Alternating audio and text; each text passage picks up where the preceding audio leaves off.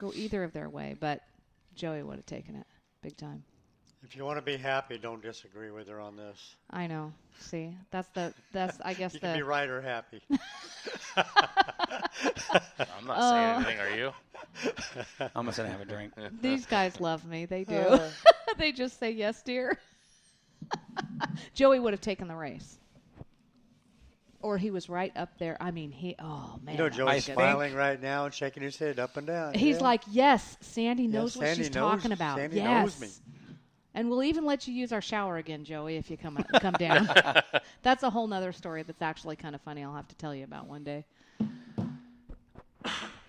So I want to know, Mike, I want you to text me. Mike Patterson says turn 3 would have decided that race. Well, it was in turn 4 that they got tied up. No, it was turn 1 where they got tied up. Turn 3 is the end that no, Joey was right. better at. Okay. Mike, be quiet. I don't even like you anymore. Mike, text me when you're ready to get on the air because we're going to go into our next segment, okay? We've been talking 45 minutes here now, and it's time to move on. all in all things said that we just talked about the Cottonwood Classic, I would call it a success. It was a great race. Grandstands were full. Great race. Talent was in the house. Mm-hmm. The excitement the fans got their money's worth. Best race of the year so far. For late models. Yes. Kellen Chadwick in that 20 car, did you tell me there wasn't a high side? Yeah.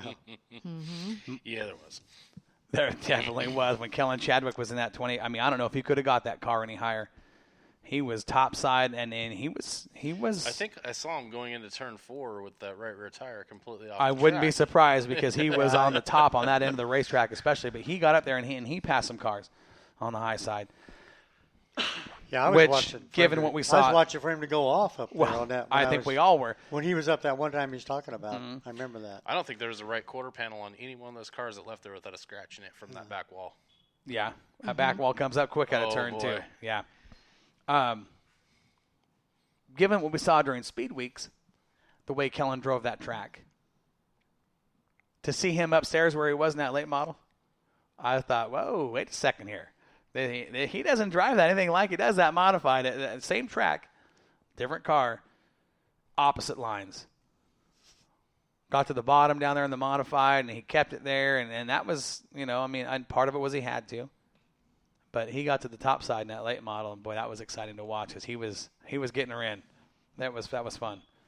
I want Mike to text me when he's ready to go hot because we're gonna talk. We're gonna talk about a couple of things here because of what happened this last weekend at a couple different tracks. It fits tonight's topic, and again, this is not. I'm gonna put this out there right now. This is not a track bashing segment. No. Okay, and I don't want this to turn into that. This is going to be a discussion about. Let me get hooked up here. This is going to be a discussion. Let's go 7 and 8. That should work. So we just plugged you in, Mike. So if you're ready to call in or whenever you're ready to call in, you can do that. We're ready for you. And I love you too, by the way. Turn that volume down. You just have to. He missed tacos. Yeah. No. It's been a while since we had Mike. Mike's a very busy man down there. I mean, he's kind of a one. I feel sorry for him. He's a one-man gig. He's a lone Moxie representative in the entire state of California. And he's a busy he doesn't boy. have the photographer. He doesn't have the pit correspondent. Doesn't have the videographer. He does everything himself, Gary. It's a lot of work. So I do appreciate his efforts down there and the information he passes along to us to talk about. I'm going to put him on the show tonight because Mike and I had an interesting conversation a day or two ago. And I thought, this would be interesting to put on the air. So hopefully we're going to get this thing dialed in. I'm just waiting for Mike to call. This next segment, like I said, you guys, if you send a message on the Checkered Flag Asphalt and Paving chat line that is negative or bashing a track, it will not be read. I'm going to tell you that right now. Okay, this is not a track bashing segment. this is going to be a segment on accountability is what it's going to be. Okay, and this isn't, again, not directing at anybody at all. I'm talking about what is good for the sport. Okay, and we're going to talk about it. Mike, call me.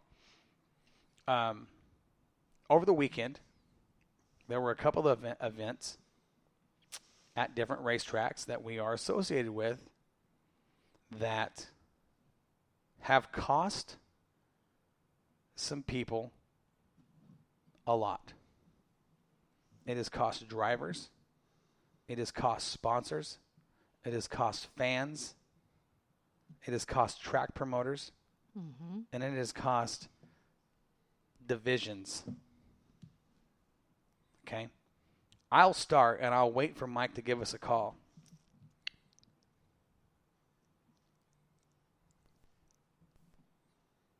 We have had some issues with a particular, I'm not even going to say the division. It's not about the division. It's not about the people. It's about the actions. We've had some incidents in a division at Southern Oregon Speedway that has led to the cancellation of an entire division for 2019 and 2020. And 20? Yes. And 20. Unfortunately. Off the schedule. Mhm.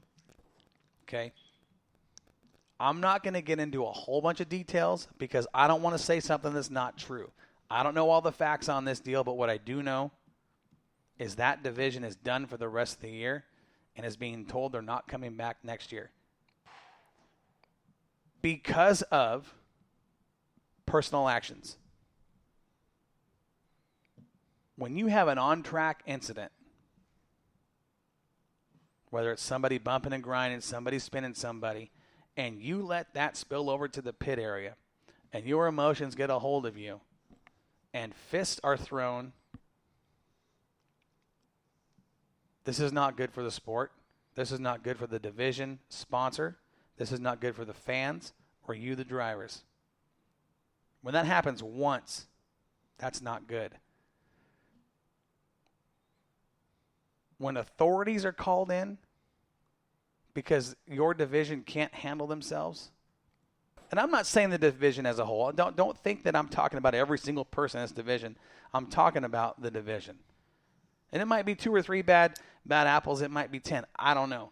But what I do know is when a division has the authorities called multiple times throughout a division or throughout a season,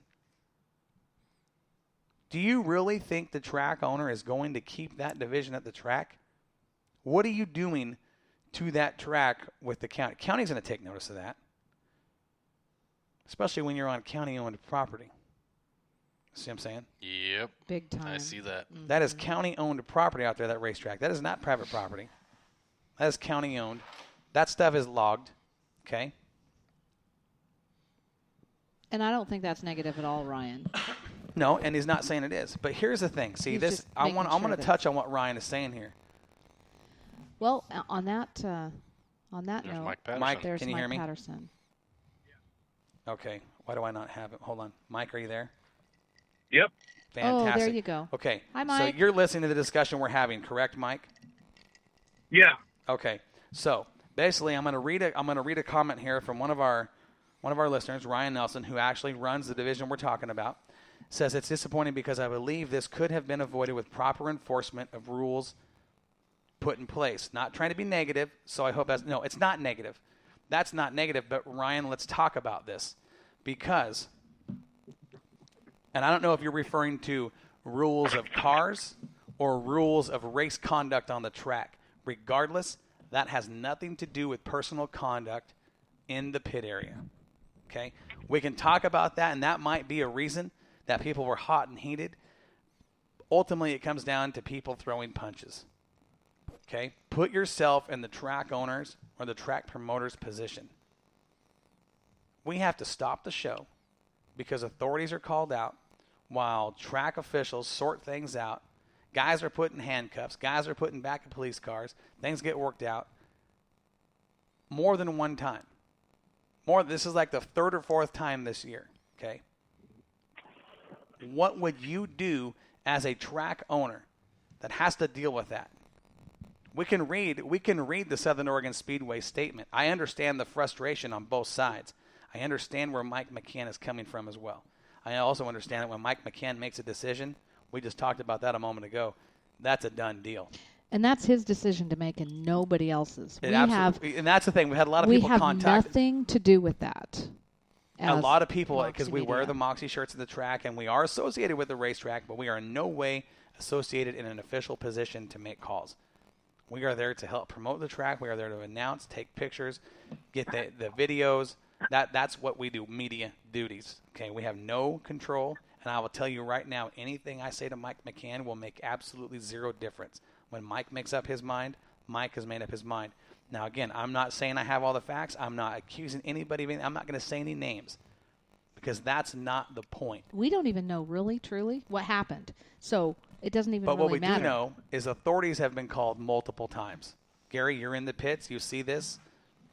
Authorities have been called multiple times. And as a track owner, that has to be frustrating for any business, not just a racetrack. What would you do? Do you say, okay, guys, I mean, you can suspend 2 or 3 guys. You can suspend whoever or whatever you want. Mike McCann, like I said, is 100% old school. And there are rules and guidelines that they have set, and once that has been set and crossed, black flag. So the way I look at it is I'm a track owner. I own a facility where people are coming out to put on a professional show. These are professional drivers, lower level professionals, but still professionals. They're getting paid to perform. Act like a professional. You've got the next generation at the track watching. You've got mom and dad bringing their kids, their grandkids and kids' friends to the track to watch real racing, to create memories and traditions that get passed down from generation to generation. Right. And right. Absolutely. You're going to have guys going out there acting a fool where these kids are looking at him going, there's kids like that act that way at my school and get suspended. These guys should get worse than that because they're supposed to be leading us and teaching us what to do for the next generation. Well, let me read you some of the comments coming in. This says there were a few bad apples in the division, and it's sad because it was a gateway to bigger classes. And that's absolutely true. It is a sad thing because it is an entry-level class that people get into to get into the sport and make their way up. Okay? Right. That's how I started. That's how I got somewhere. This is what from Zach Nelson says. That's how I started. Got to start somewhere, and now there are people who may never get the chance to move into a bigger class. Okay, so going back to what he just said prior, a few bad apples just ruined that whole deal, like Mike just said, for possibly the next generation of drivers coming up out of karts. Yeah. Okay, this doesn't have anything to do with rules. This has everything to do with personal conduct. And I'll tell you right now, for everybody who's saying it might have ruined that class, it may have at that one track. But if you're a good apple, you'll be welcomed at another track. Don't let 2 bad apples spoil your career and think it's over. Look for somewhere else to run, keep a positive attitude, and hopefully you can bring it back with those people that you run at another track with. Don't give up on it. The worst thing you can do is take your car and go make it pick up weeds in the backyard. Well, and you're right. And Mike, what you're saying is absolutely true. But here, you've got to give. You have, and when I say you, I'm talking about the division, have to find a way to give that track promoter a reason to bring you back. Absolutely. You have got to find. Look in any other sports entertainment profession. I'll take wrestling and mixed martial arts because that's a couple passions of mine. If you go out there and you act unprofessional, or you go out there and are a total jerk towards all the fans and everything,